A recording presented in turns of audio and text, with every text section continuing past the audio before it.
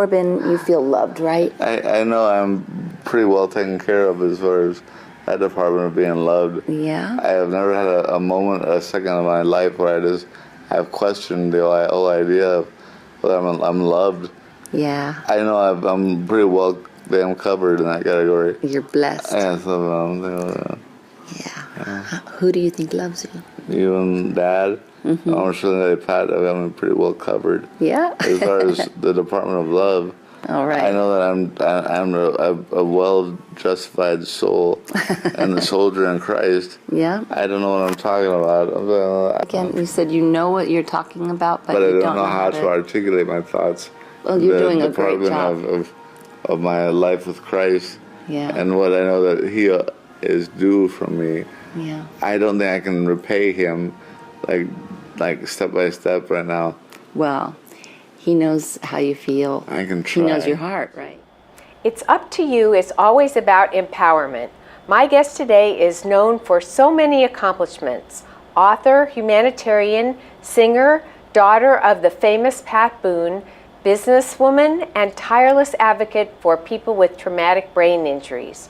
Her devotion as a mother is what brought her to the national limelight in a way no parent ever hopes for. Welcome, Lindy Boone Michaelis. Hello. Hi, Minda. Hi, I'm so excited to have you here. Well, thank you. I'm so glad I get to come in and share with you. Well, I heard that your life is sort of divided into two parts, the before True. and after. That's true. So tell us a little bit about the before and then what changed. Well, I think I get asked to be on programs mostly because of who I'm related to. I'm related to Pat Boone. He's my dad, and so he's been kind of an iconic entertainer for over 60 years. And I had this unbelievable upbringing in Beverly Hills with just a charmed life, a really close-knit family, and living in the entertainment business was fun, and then got married and had my own family and had a wonderful life going up until I hit 55, and then I suppose God decided this is time to grow Lindy up a little bit. I had a major event happen. But you're a singer also. Well, that's true. I sang with my family. I missed telling you that. We got to sing together. I'm one of 4 girls, and so very close in age. We're just stair steps, and my mother taught us how to harmonize. So we did that for fun until one time my dad was going to go to Japan, and he decided, let's put the girls in the show and then we can all go together. The Osmond brothers were performing as the opening act, and then his girls came on for a couple of songs, and then the big finale with all the families. And it went really, really well. So then he said, well, let's try it in America and see how the American audiences liked it. And so our first show was in Las Vegas. The Pat Boone family, 2 shows a night for a month. And that went very well, too. So that led us into about 7 years of constant performing, recording, and it was, again, in my mind, it was just a charmed life. We got to go to regular school, but also hit the road maybe 1 week out of the month and all summer long, and it was quite an education in and of itself, and a lot of fun. And you're still singing, right? Well, yeah, after that I had my own family, but then I was approached by a singing group of 4 women again, and one of them was leaving the group. It's called the New Chordettes, and so they approached me would I like to join the group, and I learned some of the songs. My voice fit right into the alto part and my body fit right into the dress, and so I was in that group. I've been in that group for quite a long time, and it was perfect because it was harmonies again. I sang tight harmonies with my sisters. We did things comparable to the Carpenters, really tight harmonies. And this group does sisters back in the 40s, 50s, 60s. We did Shirelles, we did Andrew's sisters, any sisters thing, any tight harmony. So it was my cup of tea for sure, and we're still performing the New Chordettes. Yeah, wow. So there's joy in your life, but something happened that really changed your perspective on things. True. June 19th, 2001, I was on vacation with my husband and my youngest son, And I got a phone call that woke me up in the middle of the morning. It was 5 a.m. and it was dark and I kind of was disoriented. I heard a phone ringing in the distance and I had to bounce off the walls to figure out where it was coming from. And I heard my sister's voice and she told me that Ryan had an accident. Ryan, your son. My oldest son, thank you for helping me fill in the blanks. Yes, my oldest son, who at the time was 24, he had driven us to the airport, said goodbye. And then while we were gone, he had an accident where he and his roommate had gone up to the roof of his apartment building. It was 3 stories. And they were just going to get some sun in the afternoon.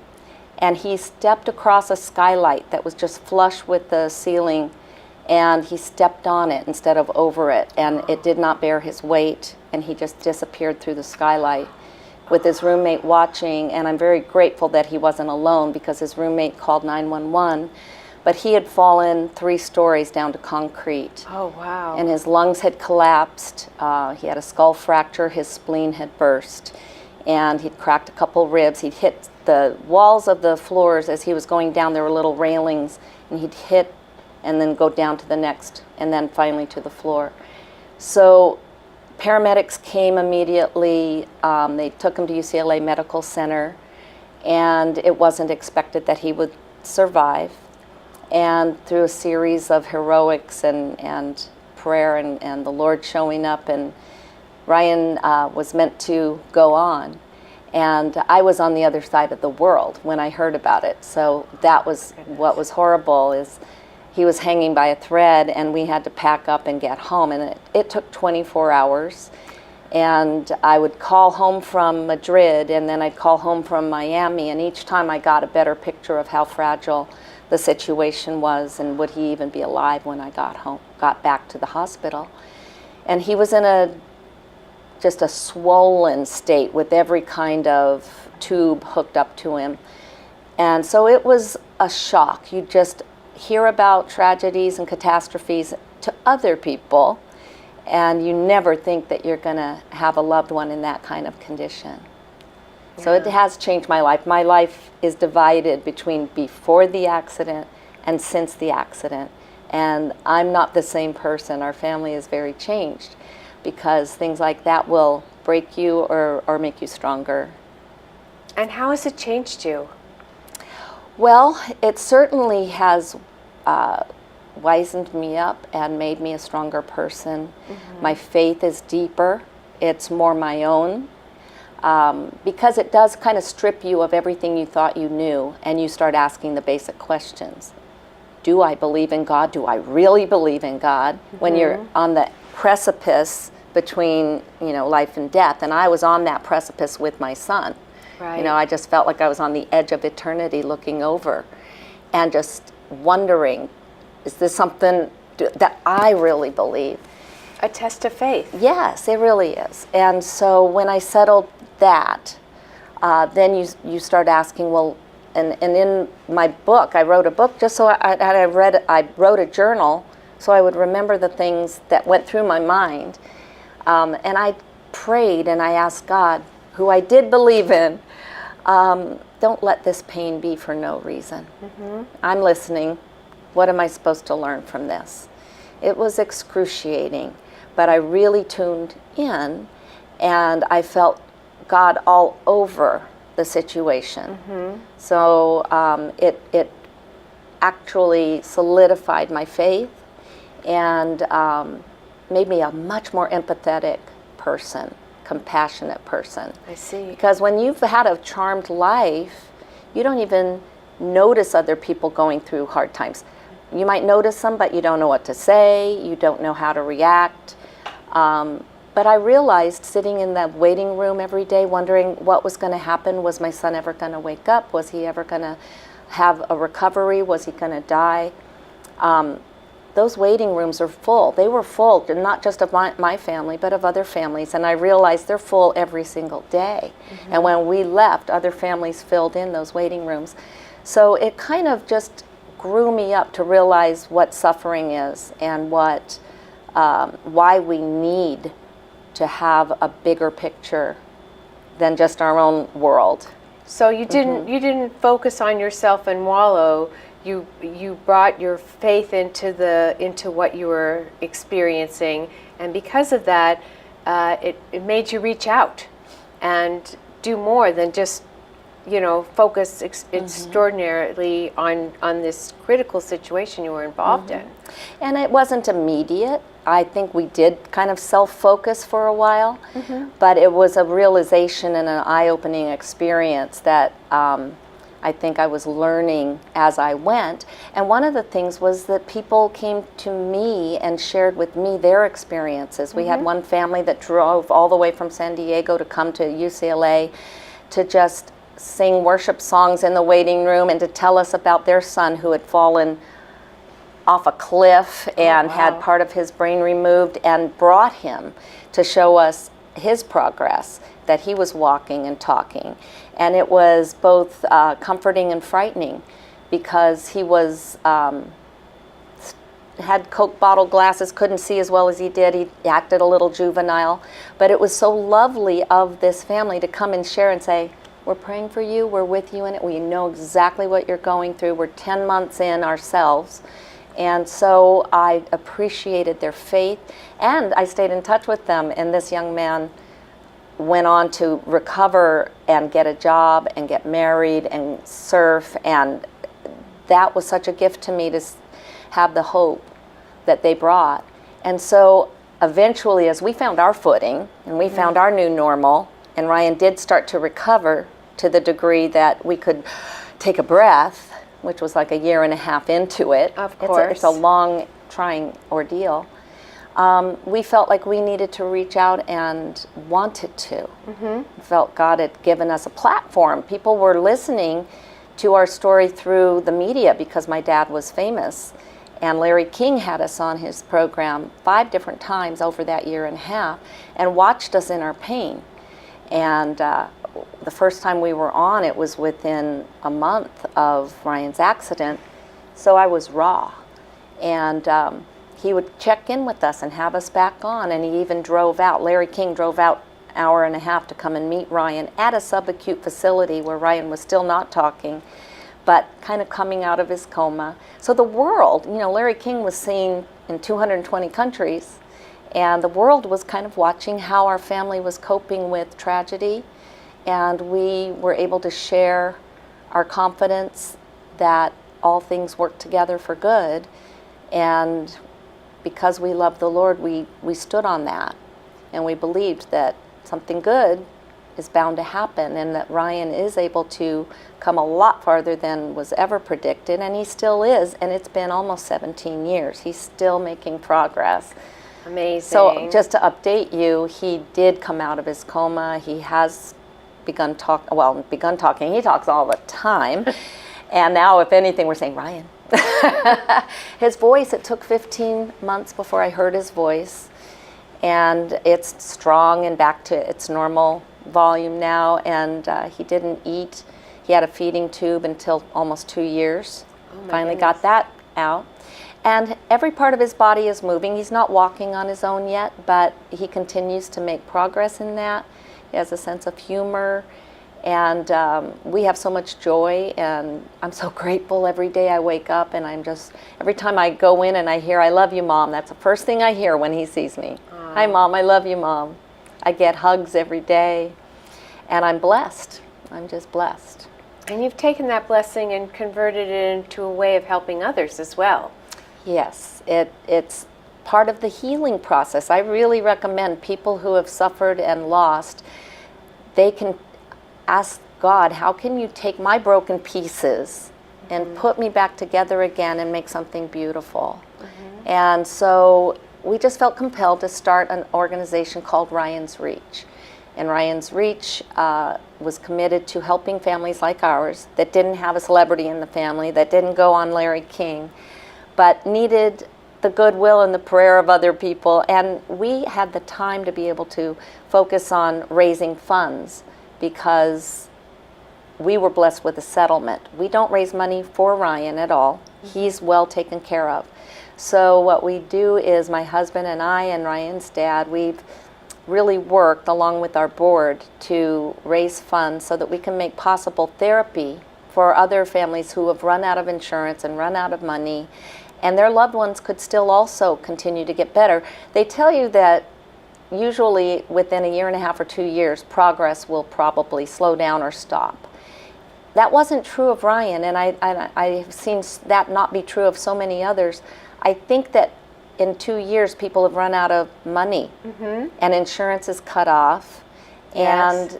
and energy is expended, so that the caregivers, the family members, can barely just take care of them, to feed them, bathe them, clothe them, and just take care of them. And the Right. therapy just doesn't continue. But if therapy continues, progress usually does continue. So we've made possible to give a lot of survivors of brain injury therapy through High Hopes Head Injury Program in Tustin. And then more recently, we became our own 501c3 so that we could start a group home for people with brain injury that are too young to be placed in a nursing home with the elderly. So up to now, that's the only place, for the most part in the country, but at least in our area in Orange County, there was no place other than nursing homes. So So if someone had a traumatic brain injury, no matter what their age, they would be put in a nursing home? Yes, that is still what's going on. So I would make friends with other families, and they were saying, what's going to happen when I get too old to take care of my son, my daughter? And they knew that they were going to still be young, but maybe their health has taken a hit through all of this. Right. And eventually lifting and carrying, it's a relentless job. Their health usually doesn't hold up for the long term. And so I would keep talking about it to the board of Ryan's Reach and to my husband, saying, somebody's got to do something. And I thought if it was my son, that would not be acceptable. Right. So we decided that's something Ryan's Reach could pick up and take on that task. And my husband, sweet man that he is, he's a lawyer and a businessman, but he's mostly retired now. He became a group home administrator, got licensed, and he's figured out how we could open a home. So we have now Ryan's Reach R&R. It stands for Residence and Respite. And it's in Tustin. It's been open for over a year. We have 5 full-time residents. We still have a bed that we can take in respite care visitors. Oh, that's lovely. I mean, as you pointed out, it's very taxing on the family. Yeah. So the opportunity for a respite or a period of relief is just an amazing thing that you're giving people. It's really important. A lot of people aren't ready to place their loved one full-time. They don't want to, but they haven't had a vacation in years, or to be able to just say, I want to go to my daughter's wedding and it's out of the state, or it's for whatever reason. So we want to make that available, and right now the families that have their loved ones in our home, they've written the most wonderful testimonials. They are so grateful that they can come and go as they want to, but they know that their loved one is being cared for. And they're among younger people. Our youngest is 22, our oldest is 49. 2 of them walk. The other 3 are either in wheelchairs or on a walker. I see. And our caregivers are able to care for all of them, but it's really a family feeling on a cul-de-sac in a lovely neighborhood. And so if I had to place Ryan in a home other than my own, this would feel really comfortable. Yeah, and plus it's camaraderie for the people Yes. who are working together to sort of improve. The ones at higher levels really encourage the other ones that are learning to talk again and learning to walk again. They give them encouragement. So it may be for a long time they live there, or maybe they'll advance out of our home, but we have a waiting list. We have a long waiting list, and we need to open more homes. So that's what Ryan's Reach is committed to right now. We continue our scholarships for therapy. We do a golf tournament every year, and we do a Dub-5K, 10K every year. Oh, wow. And if anybody wants to learn about it, they can go on ryansreach.com. Or run in the... Or they can come and participate in our events, for sure, but you can learn about the events on our website. And we just want to continue to see if we can get some more homes open. And I think the bigger picture is just by suffering this terrible tragedy in your life, you've looked outside yourself and sort of made it into something positive that's affected a lot of people. Absolutely. And given not just the people who you help, but the people who get to give and participate in giving, which is done so much for your life. It's true. I get to go in and say prayers with Ryan every night, and he verbalizes the most wonderful thoughts at night when he's sleepy. And one night I was thanking God for his life, and he said, "Yes, God, it's not a wasted life." I happened to be recording it at that time, and I just love that he recognizes, even though he's in bed and he's pretty dependent still on others to get him up and do things, it's not a wasted life. Because we're not human doings, we're human beings, and his very being is a blessing. That's so true. And because of what had this not happened, all the people that have come into your life because of that wouldn't have happened either. No. So he's the center of all that as well. Absolutely. And he is aware enough to know that there is a Ryan's Reach and that we're doing good for other people, and then that makes him very happy. Oh, I'm sure. So, so in addition to your charitable work, I know you love to sing, and I know you've written a book. And can you tell us a little bit more about the book you've written? Well, I took I just journaled, and I'm not a journaler, but in the first year and a half, I needed to just get my thoughts and emotions out. And so eventually when I found the time, I decided I would put it into book form, and this is Heaven Hears, my book. I got a co-author to help me with kind of getting the background for me, because I started my book right at Ryan's accident. And the publisher said people will want to know about your family. So there's some about me growing up a Boone, which is context for what happened in our home with Ryan. But for me, I wanted to share what we've been through, how it felt. I wanted to be as transparent as possible.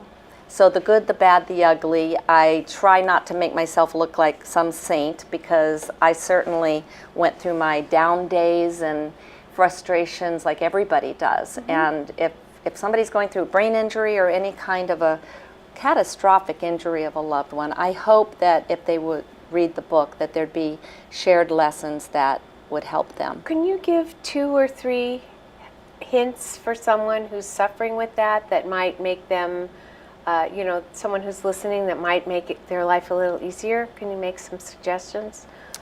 Well, let me think. That's a good question. The things that I felt like were spiritual lessons for me. And I think it can cross over no matter what faith you are. But one of the most important things I learned was to be very cognizant of what I said.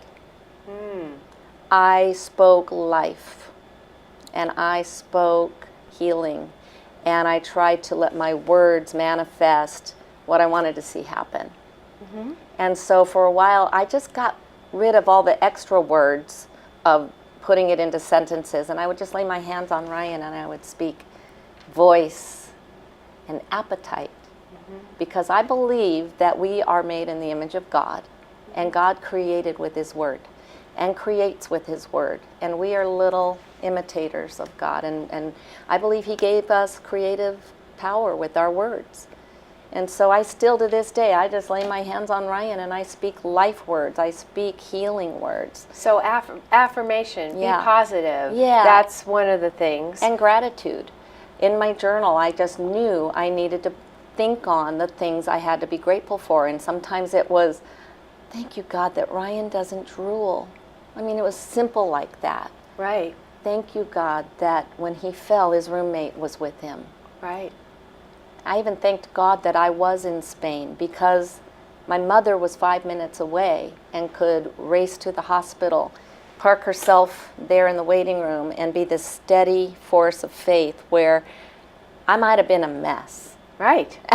And I needed that 24 hours to come into to process. it. Yes, yes. So there were just indications all the way through that, as shocking as this was to me, it wasn't shocking to God. And that's why Heaven Hears is the title of my book. It's not because God just arrived on the scene when I prayed, but heaven heard the crash of the skylight. Heaven heard his labored breathing while I was sleeping in bed.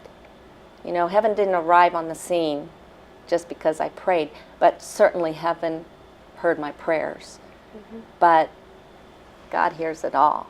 He heard my cries. He heard my gratitude. So I just want people to know they're not alone. I'm getting teary, but they're not alone. There are people that have been through these things before you. Seek them out. Maybe read my book. But know that you're not alone. God is with you. My husband and I and my son could hold hands and be on the scene spiritually, even though I was halfway around the world. So I hope people look for their connection to the divine and develop that ahead of time. It's helpful to have kind of a foundation before you meet a catastrophe like that. And then when that happens, say, God, don't let this be for no reason. And He'll use it. Well, it's been very inspiring learning how someone has taken such a great tragedy in their life and used it not just to help themselves and their family, but to help many, many people who suffer with traumatic brain injuries, and to have a positive outlook and to keep that positive outlook when struggling in their own family with the difficulty of recovery over a long period of time. And remember, all these challenges that you face, it's up to you how you face them.